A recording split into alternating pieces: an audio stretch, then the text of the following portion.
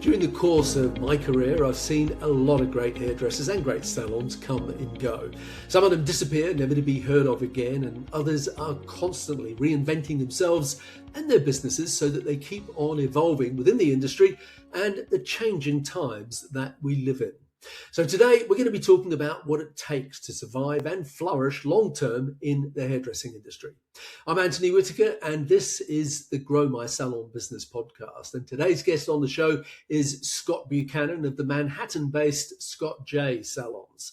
Now, succeeding in business is never easy, but succeeding in business on a career that spans around about the 40-year mark in Manhattan takes grit and determination and a willingness to keep on evolving.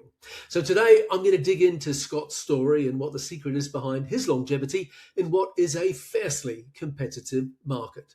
So without further ado, welcome to the show, Scott Buchanan. Hello, Anthony. So great to meet you. Hello, everybody. I'm so excited to be here. Anthony, I just want to say I've been a fan of yours and your books for many, many years. I've used them myself. I've given them to fellow salon owners, and I reference them when I go around the world educating, because you really are an inspiration, and I'm just so grateful that I got to be on. Oh, thank you. That's taken me aback a little bit, okay? But I really appreciate that. It's very kind of you, and I'm glad to hear they've been helpful when you've been spreading the word, so to speak. So, okay, I'm equally appreciative to have this opportunity. I know you're a very busy man. I know you've got a very busy business and other roles within the industry. So thanks for putting some time aside to talk to our audience today. And I know you'll have a lot of great stuff to share that people will be inspired by. So let's jump straight in the deep end. You've certainly got some mileage in terms of the hairdressing industry and your longevity in it. And that's one of the things I wanted to talk about today, because not everybody has the stamina, the flexibility, etc., to keep on evolving. So that is one of the things we're going to talk about. But just so, for people who don't know you, and I know you have traveled a lot in your career as an educator for Aveda as well, so we'll touch on that. But how many salons have you currently got? Because I know that, like a lot of people, they've expanded and contracted and whatever. So let's just set the scene a little bit with that. Sure. Well, currently, as of last year, I have 2 locations in Manhattan, both on the Upper West Side. One is on 72nd in Columbus, and that's kind of the flagship where I started, although I started in a 450 square foot salon, and now it's 2,800 square feet. Okay. And then I have a salon up by Columbia University, right across the street from the main gates. And that's currently where I'm at now, with about 92, 93 people in total. But I had grown before to about 5 locations throughout Manhattan and Brooklyn. Manhattan and one in Brooklyn, and I actually had a 5-year stint in Bridgehampton, Long Island. Right. Okay. Now, over the last sort of 10 years, I mean, we're a similar age. We've been in the industry for a long time. We've seen a lot of changes in not just fashion, but in business models and consumer expectations and employee expectations. Everything's constantly changing. But I wanted to start off by asking you about that, was that over the last 10 years, there's been a contraction of a lot of larger salons everywhere, including New York. So do you think that the age of bigger salons is over? What are your thoughts about that?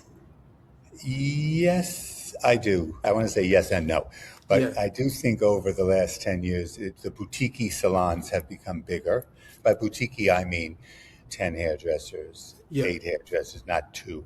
I think the really massive big ones. I mean, I grew up, quote unquote, in a New Best & Company in Manhasset, Long Island, which had 100 stations. Mm-hmm. It was a building. Yeah, awesome. It was departmentalized, and that was my upbringing. So that was my model, and that's how I created my business when I went out on my own. My one store is 2,800 square feet. For Manhattan, that's huge, and I think the boutique salon is a little more where it's kind of shifting to a little, not such a massive production, with always having that family feel. So, I mean, my salon, I try to keep Scott J on 72nd Street to be more intimate and just, even though it's got space.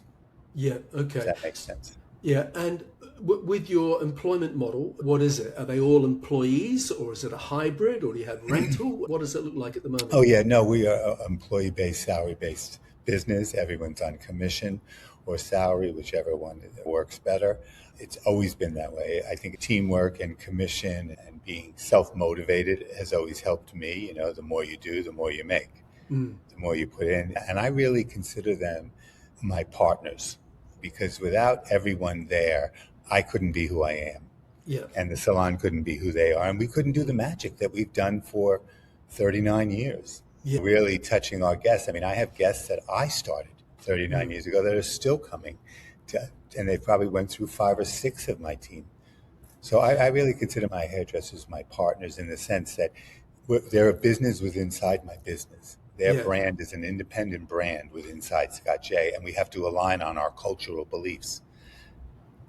That's really interesting. That it's a different mindset, isn't it? Because if you go back, I don't know, 30 years ago, 40 years ago, whenever you started in a salon, you certainly weren't thought of as being a partner. So, do you know what I mean? You were very much an employee sort of thing. Yes. Whereas that's an example of what I wanted to talk about today, is that running successful businesses today requires a very different mindset. And the people that get stuck and that are challenged and not succeeding, often it's because they're not evolving with the times, etc. So when you call them partners, that's a mindset shift, not a tactical. It's not a tactical paper. Right. It's a belief system that I want them to come every day with, believing that what they do behind the chair helps them and me. And what I do in the company helps me and them. And together we partner to create the best possible experience and business for each other. Yeah, definitely. You know, sometimes I do wellnesses, which are what I call my reviews every month with my team. And I usually do quarterly ones, but they get the reviews every month. They get their numbers. And I say to them, they'll be like, "Oh, Scott, I'm sorry. It's been really slow." I'm like, "Yeah, I know." Yeah. Okay. When you're slow, I'm slow. You know, what's happening behind the chair? What are you doing? What can I help you with? Yeah. So what do you call them? Wellnesses, wellness check-ins. Okay. And it's basically reviewing their KPIs. And I sit with the manager, because I am so spread, and I do travel a lot, and I do other things in the industry to make an impact and to raise the whole industry. My time now within my team is more limited. So I consider the one-on-one wellnesses, the 45 minutes I spend with every service provider, to be my most impactful time with them. And so that's why I call them wellness. Let's go for a wellness check. At the end of the day, you can think about, you think you're doing great. You think you're doing all the behaviors, but then you're not making any more money, or your guest count's not growing, or your check isn't changing. And so that's why it's like, let's just check in and look at your numbers together. And my management team's created a really great visual chart with all the KPIs in it with arrows. And it really helps them to visually see it. And then we send it to them every month just so they have it, so they can course correct themselves, because you can't course correct yourself if you don't know the facts. Sure. Facts are the facts. Yeah. That's. I'm just thinking about that. The importance of the words you give things, and you could call that anything. Like I used to call them target meetings. Now, at the time, it seemed appropriate then, but it was exactly what you're talking about, except we just called them a target meeting. Yeah. And it's just interesting how the word that you give something already frames what it's really going to be about. And in today's environment with people today, I can see why you do that. I can see why you do that and the impact that would have. Funny, because it used to be called a QBR, Quarterly Business Review, and it was very focused on the number. And now the focus isn't on the number. The number is just a reality of what's happening. Yeah. So now I call it a wellness, because it's really about your wellness. Where are you feeling stuck? Where are you feeling excited? Where are you feeling average? Where are you feeling, so the number's just telling us one thing. Let's talk about the behaviors. Yeah, exactly. Because the behavior is going to change the number. So I used to call something else too, and I thought it was perfectly fine, and it was a theme within the company, and it was great. But it's just, I'm always looking at and analyzing, okay, this is great, but could it be better? Could I connect better? Could I engage better? Are people responding the way I want them to? Because I think also a lot of business is about energy. And how does the energy feel? What does the energy feel like amongst the team? Yeah. Okay. And someone who's been in business for your amount of time, that sort of thing, when you look back over the decades, you can sort of sense how it's evolved and it's changed. And you'll often hear people today talking about you can't run a business today and treat staff today the way you did 10 years ago or 20 years ago. Oh, And these are great examples of how you do adapt and how you do evolve, right down to the names that you give things, because that then changes the mindset with which they receive it and the mindset with which you talk about it. In this case, a wellness. Yeah, like exactly. that. So one of the things I wanted to ask you about is these days for employee-based salons, there's a lot of pressure on them. There's a lot of people that want to be self-employed. There's people that move to salon suites. There's all sorts of different ways of working now. You run a very successful employee-based business. So what's the key to doing that? Well, I think like anything, it's the communication and the relationship you have with your team and the way in which you keep showing opportunity, talking to them as partners that they own their own business. They are a brand within my brand, as I said earlier. So one of my favorite sayings is people help support what they help to create. Mm-hmm. So early on, I learned that it's not just about me having the answers because I'm the owner and I need to just deliver it and make people do it. People want to feel engaged. People want to feel a part of. So let them be a part of the journey of the evolution of the experience at Scott J. So really just talking to them, showing them opportunity, letting them show you opportunity. Not to say that I haven't lost any. The suites and that model came to New York probably around COVID or just a little bit before. Yeah. There's a place we call it internally at the salon, hairdressers and the team call it the Scott J Annex, because I have about 16 people that have left me over the years. Yeah.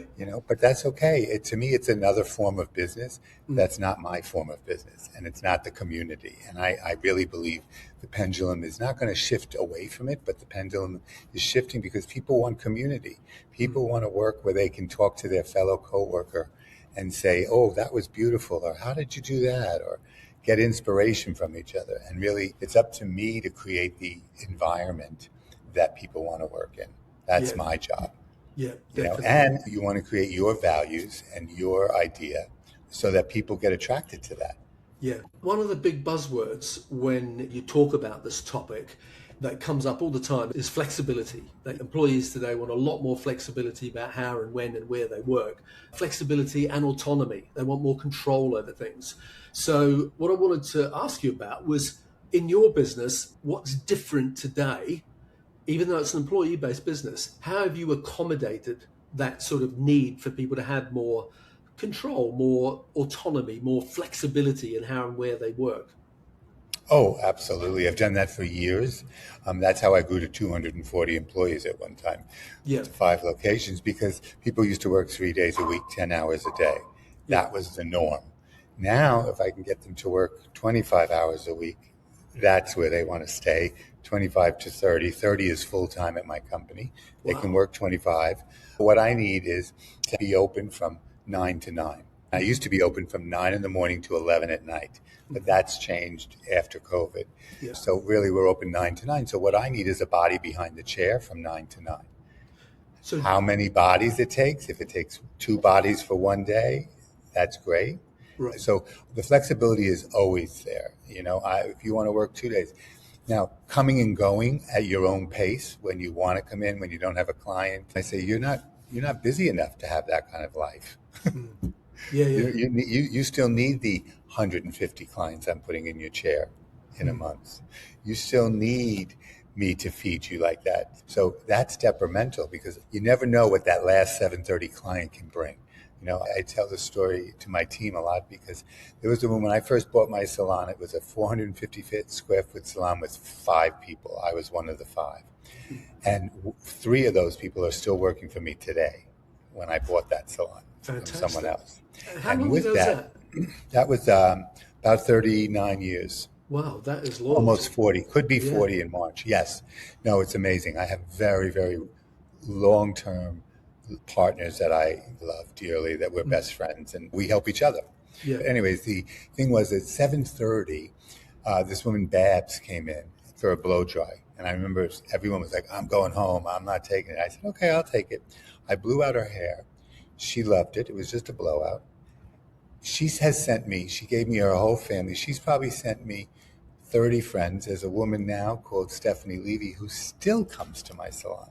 Babs passed away, but like that one blow dry, the ripple effect of the money that I got from that one blow dry and the love and the relationships we had and how she supported Scott J and how she supports the team that's in Scott J right now, even through that is amazing. Yeah. So those are the kind of things you got to be there for the client. It's not, the client doesn't have to be there when you're there. You have to be there when the client wants to be there. And that, I think, is the bigger difference between the suites and an employee-based salon. So that part of the flexibility, I'm not so flexible on. If you want to commit to your schedule to be 9 to 3, you got to work 9 to 3. Yeah, that's a good way of looking at it. I've also heard you use the word intern, which is interesting, instead of maybe assistant or apprentice or whatever. And when I heard you use that term intern, I thought, wow, that's a much more modern way of doing it. I mean, I will often refer to them as assistants or trainees, but intern, I like that. So talk to us about your thoughts behind that. Funny, it's the same thing when we were talking earlier about words, is I used to call them assistants, and we had an assistant program, and that's what it was. And I really thought about it. It's like, wait a minute, they're already licensed when they come to me. They're already licensed here, so they've already learned the basic single process, we hope. So really, they're doing their internship within Scott J to become a hairdresser, just like a doctor does their residency in a hospital. You know, they go to medical school, they get out, then they got to do residency and intern in a hospital. Well, you're interning within Scott J. So I decided to change the name because I felt it had a little more of reality to what they're doing. And it made them not feel like I'm an assistant, which worked fine. I was an assistant. But it's just one of those things, as I'm looking at the world, as I'm looking at people, as I'm looking at my business, I wanted to make a shift in the verbiage so that I could connect better. And really say something with that word that they understood what their job was. Yeah, and all of these words add up. They create the culture. And it's great. I love all that. Okay, in terms of clients and services, what services do you offer today that perhaps you didn't offer? Maybe they weren't a thing 10 years ago. How has your business evolved in that context? Well, I used to be hair and spa. So during the spa phase, I was a very big spa person. I had a lot of spa. I had 1,500 square feet of spa actually in my one location. So that now I don't do spa because I think the spa in the urban way has changed a lot. So I'm all hair. I'm also a generalist where we do both cutting and coloring. I don't have specialists. And I know that's part of a lot of these people. I grew up as a trained hair cutter. I was trained as a hair cutter, but when I came into Manhattan and I was seeing what was going next to me, I saw the person next to me doing less, people making more money. So I said, I better learn how to do color. And so I taught myself color and I went to classes. And so, I'm much more of a solid hair cutter than I am a colorist, but I can do commercial hair color all day long. And I just think the model was inside of a Manhattan location like mine, where my square footage is $400 or $500 a square foot.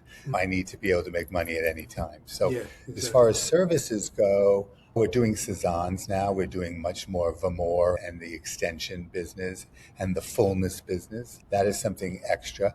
Really, what I'm really focusing on, what's giving us great growth, is the treatment category now, and the add-on treatments and the 5-minute magical things that give the woman shinier, glossier, bond-building hair without having to spend more time in the salon.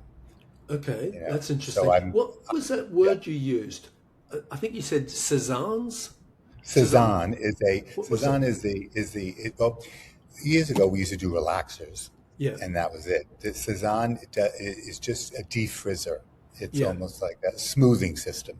It's a smoothing system. Okay. That is pretty foolproof. We do hundreds of them, especially between now and the summer, because it just takes that little bit of frizz out without making the hair too straight. And makes it easier to blow dry, makes it easier for the guests to finish their own hair. And we do a lot of that, and it's a $300 to $500 service. Okay. That is pretty much a home run, and I always call it the crack of hairdressing, because if you give it to a woman once, she loves it, or man. But if you give it to the guest, they love it, and then they come back and back and back because it's so life-changing. Right. Okay. Interesting. All right. Let's talk about the tech side of business. I mean, when you opened your first salon, you probably didn't even have a computer at the front desk. You look at where we are now. So let's go straight to the current point. How are you using AI within the business? Well, my leadership team uses AI a lot in the business in the sense of the back office part of writing communication. We're experimenting now with a new software with a computer system to see how they use it for the marketing perspective. And we do it ourselves in the marketing and also just in our messaging to our team, messaging to our email blasts, that kind of AI. And I'm looking to not replace the front desk, but looking to enhance that I can get an AI agent to answer my phone when I'm busy doing something with a client. Because I think AI for the salon industry, the more we can utilize it to take the back office stuff away from our people that can be front facing with both the team and the guest, that's where I get the most value with the human touch. So I want to use anything AI-ish to help me get those humans on the floor interacting either with the team or the guest, because that's when I'll have the better result. Yeah, definitely. If that makes sense. Yeah, no, it does. And I think that's really important about emphasizing that it's not a case of people losing their jobs. It's their role to be more client facing as opposed to being stuck at entering data or whatever it is. I agree with you. I think that AI is fantastic. It's really important. We're using it a lot. Lots of businesses are in various shapes and forms. But the idea, I think, for a lot of clients is that when they go to a hairdressing salon, it's that personal connection. It's a human interaction that they want. And so it's important to double down on that as much as you can. And using AI cleverly enables you to do that, as you've just said. Where do you see, I don't want you to go too far ahead because who knows where we're going to be in 10 years' time, but like, what do you see coming down the pipeline, so to speak? What do you think a salon in 5 years is going to be doing that's different to what it's doing today? What your salons are doing today are different to what they were doing 5 or 10 years ago. What do you think it will look like in 5 or 10 years' time? Well, I would say in 5 or 10 years, I mean, AI and all of that is changing so rapidly. I do think that we'll have a lot more automated booking and that part of the customer trail will be more automated and easier. I think buying retail will be easier.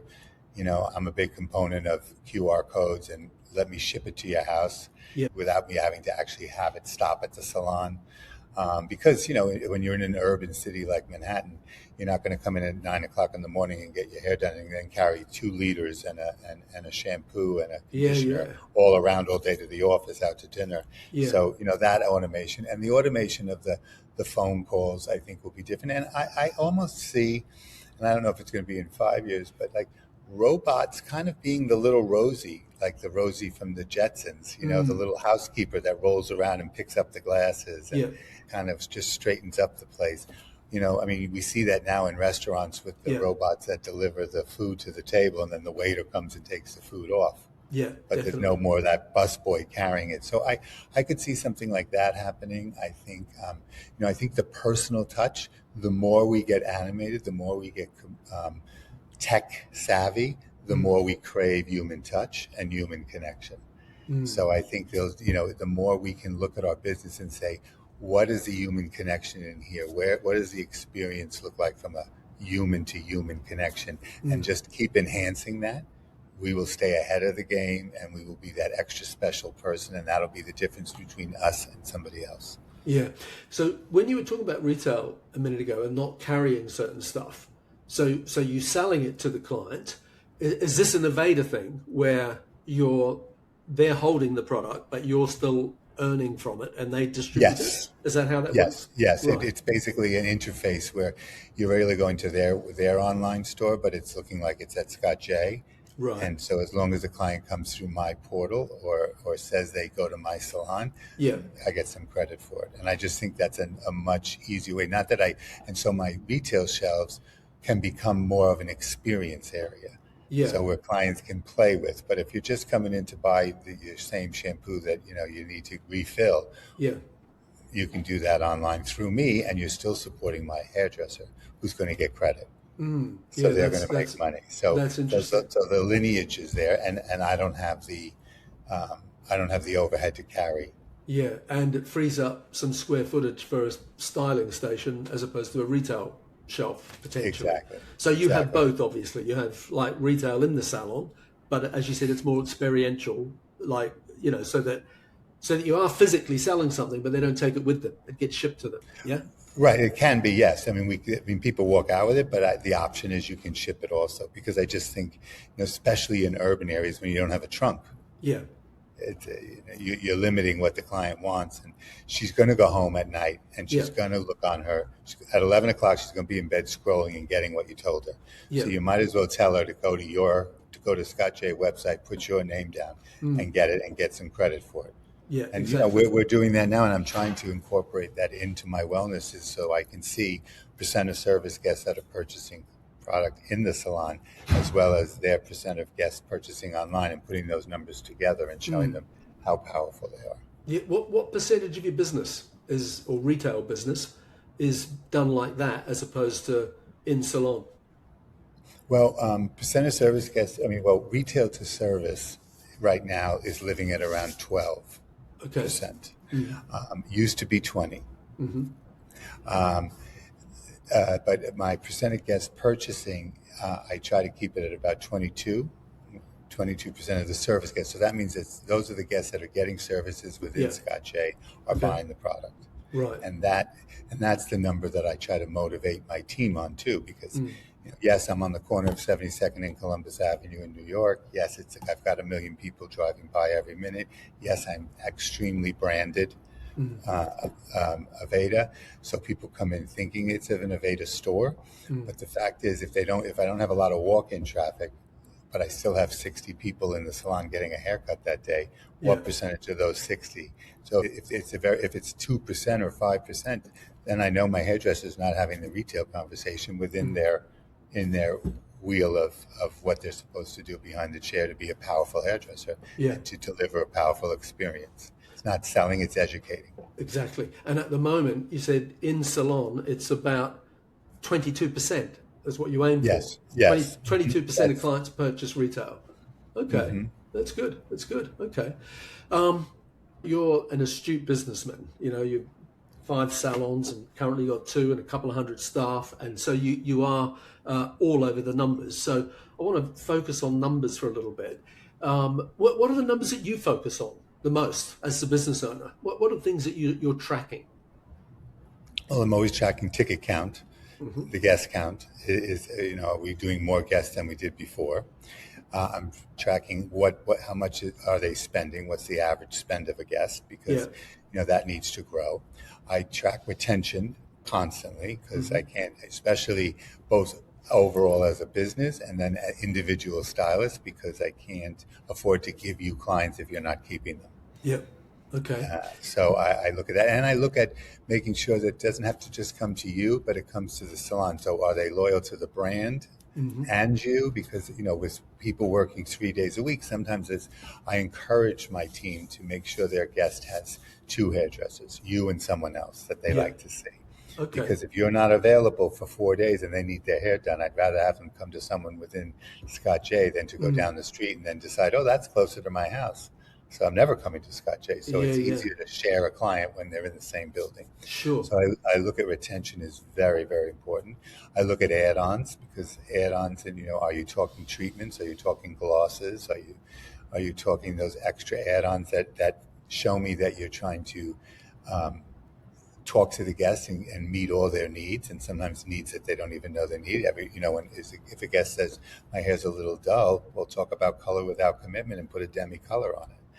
Talk about some shine. So that just adds automatic money to the bottom line of a ticket, and you can do that every week, and you can change your weekly salary by just doing more add-ons. So I look at add-ons, I look at ticket count, I look at retention. I look at, is your service ticket growing or not? And then I look at how productive you are, how busy you are. Yeah. Right at the top of that, you said you look at client count. And I think you said, and that's increasing. A lot of people I talk to at the moment So client count is down, but top line revenue is up, Oh, yes. meaning that and this sort of made me think of what you talked about when you sort of talked about Cezanne's, that there are a lot more additional things being added on now within the salon. So the revenue is back to where it was pre-COVID, and some, they're doing well revenue-wise. But when they look at the amount of clients that it's taking to generate that revenue, it's often less of what it was. So are you finding that, or the opposite, Oh, from what I understood? no, I'm sorry. That's exactly what I mean. I look at the guest count and hoping that it increases. Right. What I'm finding across the board in my stores, as well as every single owner I talk to, is just what you said, that the average ticket clients are spending more when they come in. Yeah. Okay. Just because one, there's a price increase on most people have price increases, and two, it's they're just doing more add-ons and Cezannes and other velours and hair extensions and all that. So they're spending more when they come in, but they're coming in less frequently. Yeah. And the guest count is down. So the revenue, most salons are saying, oh, yeah, I'm up 2 or 3%. We had a better month. Yeah, but is your guest count? Just imagine if your guest count was up on top of that. Yeah. Exactly. So for me, the way I see it is, right now my 72nd Street location probably does 800 people a week. It used to do 1,100 people a week. Okay. And I still have as many people behind the chairs. So the guest count is totally down. Yeah. But, that's the important part of when you're marketing and you're driving people to the door, which I'm getting them to the door. Yeah. Through some marketing strategies that I have. And, but what am I doing when they get in the door? Am I delivering the right experience, and are they staying? And am I giving them? That's why it's important to give a hair journey. That's why it's important to make sure you pre-book them, and that's why it's important to give them a reason to come back. When I look at, gyms from 20 years ago, gyms were just gyms. Then gyms had gyms with a fruit stand, a little snack bar, and then it was a bigger snack bar, and then it was a door to the outside to get the snack bar, and then they started to sell clothes, and then they added a spa. But why? Because they want you to come in their door more times. The more times you come in, the better it is. So we have to do the same things within our salons. How can I get the guests to come back more frequently for something? And that's, as you were talking about that, I was thinking, so it's not that they're going elsewhere, it's that they're coming less frequently. So they're spending more when they come. They're spending more when they come, but they're coming less frequently. Do you think that how much of that is about the style of work? Like nowadays, it's hard finding women with a short haircut. Do you know what I mean? Like the majority of women have got long hair. And the reality is, you got long hair, it just, one length, whatever it is, maybe a little bit of layering. It simply doesn't need that 6-week or 8-week thing as much as it does if you've got a little, graduated bob or something, which needs, recutting every 6 or 8 weeks. Absolutely. Yeah. So how much of it do you think is a fashion thing? How much of it maybe is an economic thing, or is it a mixture of both, or something else altogether? I would say it's a mixture of both, because I think COVID, first of all, taught people to go longer. So we've also lost a percentage of our color guests to women that have gone gray. Yeah. I know in my own company, which the average age is, maybe from 30 to 70. But the older guest a lot of women have grown out their hair color. Balayage certainly doesn't help. Yeah, exactly. The industry as far as client visits, and long layers. If I tell my hairdressers, if every one of your guests has long layers and no real haircuts, and you're not really, you're really not doing bobs, and you're not doing pixies, and you're not, I said, you need twice as many clients. Yeah, exactly. That's the reality. It's just the way it is. It's just the reality. So like, get spicy, So I think it's a combination of all of it, price for some, long layers, the work, and just people getting more accustomed to, I only need to go 3 times a year. Yeah. Okay. From a business owner's perspective, I know you're very in tune with the sort of benchmarks that make up the outgoings of the business. So, if you compare today and the benchmarks in your business for things like employee costs, rent costs, inventory, the big nuggets, so to speak, how How have they changed today compared to what you would have been saying, 20 years ago or something? I think a couple of points each way. At the end of the day, it doesn't matter. 20 years ago, you started at 100, and whatever you ended up at the end, as you started to minus your expenses, your costs, you still want to get a 10% or better profit at the bottom. This industry is probably one of the lowest profit industries there is out there. It's really, there's not a huge profit margin at the end. I think business has been harder. I think 30 years ago, you could become successful despite yourself. If you were busy hairdressers and a team, the money just rolled in and it was just there. And today there's a lot more expenses, being the rent. So, I think your front desk costs a little bit more now because you're not paying $9 an hour, you're paying $20 an hour.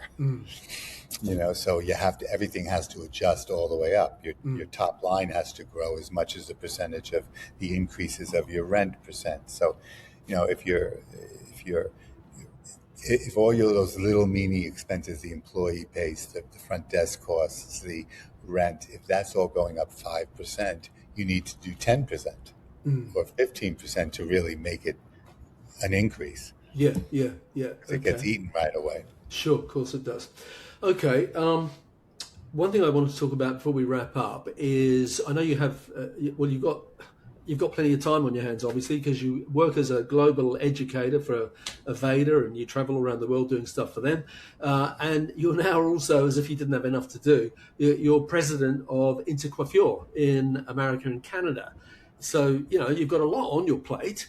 What do you see as the role of Intercoiffure today? Because it's very different in different countries. And I think Intercoiffure in America is a lot more successful than most places. So tell us about that, because a lot of our listeners, would sort of think of Intercoiffure as being something that's old, and it is old. It has heritage. It's been around a long time, but that doesn't mean it's not relevant. And I've often looked at, Intercoiffure America and Canada and thought it's a great example of what it could be or should be. So tell us about that. Yeah, thank you. I mean, I'm very proud and happy to be the president of Intercoiffure America, Canada. I've been a member since 1995, and I've seen the evolution of it and the purpose of it. And the purpose of it 60 years ago is a completely different purpose than it is today. Okay. And that's where I'm happy that my board and myself and the members, we're evolving it into becoming the community for employee-based, salary-based salon owners. So it's a place to come to community, to talk to like-minded people, to inspire us, because we need to have the small business out there. We need these employee-based, salary-based salons need to be there. And so it's a community that I'm trying to evolve and create more touch points. It's more than just two shows because, we go to shows all the time. It really has to be a place to come together to share best practices, for you to fill my cup and me to fill your cup, for me to tell you what I'm doing. It's amazing when we come together and you talk to salon owners and all of a sudden you find out, we're doing almost the same thing. You're just doing it a little different. I'm doing this, but we all have the same issues. We all have the same categories. So it's a place for me, I've brought on Gordon Miller, who's our general manager now, and the board we're really about evolving it into being a community. We want to be the voice of the salon owner, the voice of that. So as the architecture of schools are changing, as how that's evolving, the students, I want to be known that you call us and we're the experts on how to become a small employee-based, salary-based salon. We have some of the best salons in the country there, and I'm just trying to give everybody a reason to play. Through our newsletters that are weekly now with different categories. We're doing podcasts, we're doing owners forums throughout the U.S., basically little intimate groups of 30 to 40 salon owners sharing best practices, just to bring people together for that connection purpose, for that purpose of elevating each other, because when we can elevate the industry, we elevate ourselves. And we really have to be powerfully watching that this industry does not get shattered into a bunch of non-licensed, independent, people just doing their own thing, for a lot of reasons. So that's my purpose. And Intercoiffure's purpose. Yeah. So, and I'm sure you've been asked this question. I'm sure you've asked yourself the question. How do you get more young people, young salon owners, involved in Intercoiffure? Is that like on the agenda for Because Absolutely. because it is the future, Absolutely. isn't it? Of like the young salon owner is the future of it. And if it's, full of people my age, your age, the young salon owner goes, well, that's not for me, sort of thing. So what's the solution to that problem? Just like our team, though, the solution for me is to get out there and get my teams to first of all know who Intercoiffure is. So we're doing a lot of things for our members. We're going to have artist forums. We're going to have one-day events strategically placed across the U.S. where our members can send their team members in for a one-day education complimentary. And what that's going to do is just expose Intercoiffure to our team so the young people start talking about it, inviting them to the shows so that they can see what's going on. We're partnering. I used to be the chairman of the Professional Beauty Association also 15, 20 years ago. And so they have a program called the Beacon Program, which is the young students that are in school. So we're now in front of those young students talking about why work for an employee-based, salary-based salon. We're doing things within Intercoiffure. We're honoring teachers. We're realizing that teachers really need to be exposed to employee-based, salary-based salons because a lot of teachers went from beauty school to teaching, never worked in a salon, and then they supplement their income in an independent salon suite. And so they don't even know the power of Intercoiffure or the power of an employee-based salon. So the more we put that in there and more we expose them to that, then they can tell their students, you really need to go be an intern. And this is what you need to do. Listen, owning your own business is an American dream, but you need to be a part of a community too. And so really trying to figure out how to get the teams to come to the events too and get young stylists. And we've taken off this, it used to be when I started, you had to do $1 million or more to be a part of it. And, I think you can be an $800,000 salon and be more profitable than someone making $1.1 million. Oh, totally. Who spends it all, so $1 million is not so much, it's more of a mindset. Of who's the member and does the member want to grow? Because I think an $800,000 salon needs to be around $1 million owner to get better. I mean, I look at my history of where I was and my mentors of David Wagner, Ray Chiavello. I had some really fantastic Van Council. We were all together. Mark Pardo. We were like a little team, and we helped each other lift up. And so, to me, it's like if you want to be part of the community, you just have to. The cutoff point is you have to be able to afford to be a part of the community. So the membership fee is one thing, and then you have to be able to afford to come to the events and be participatory. If you don't do that, then you're not quite ready for it. Well, if you can't, I always put a number to it. Like I always say, if you can't afford to spend $5,000 a year on being a part of the community, meaning your membership dues plus coming to 2 events and maybe going to a regional, then maybe you need to work a little harder and, read our newsletter, listen to one of our podcasts. You'll be able to come and grow to that. Well, I was lucky enough to go to one of the events in New York. I can't remember how many years ago it was. It was a little while ago. And I spoke at one of the events in Miami. And I was very impressed with, the audience. It was a good cross-section of people there and fantastic events, both of them, the New York one and the Miami one. So, they serve a very good purpose in the industry, and I think you do it really well. So thank you. Congratulations on that. And long may it evolve. Listen, we need to wrap up, but just before we do, I just want to ask you, if there was one thing that would be the key to your longevity in business, what would it be? For some 30-year-old salon owner listening to this, thinking, what do you have to do to survive and grow and flourish and build a great business in this industry? What would that word or sentence be that you'd pass on to them? Oh, that's a deep question, Anthony. I would say you need to, first of all, surround yourself with like-minded people. Don't think you have to do it alone. I didn't do it alone. I did it with a team of people. My VP's been with me 30 years. And the other thing is say yes. Say yes to the free stuff. Say yes to things. I say yes to a lot of things. And then sometimes in that yes, during the process, it becomes a no. But I don't close it off right away because it seems too much. I don't close it off.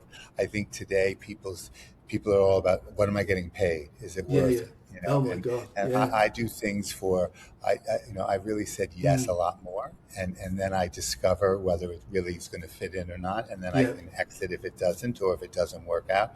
But really just being exposed and understanding that it's a conversation and it's a community, so it's a two-way street. You Yeah. don't make it all about you. Put your ego aside. Make it about us. Change it to we. You know, that kind of attitude. Yeah. Great answer. Great answer. And take chances. And Yeah. take chances. Yeah.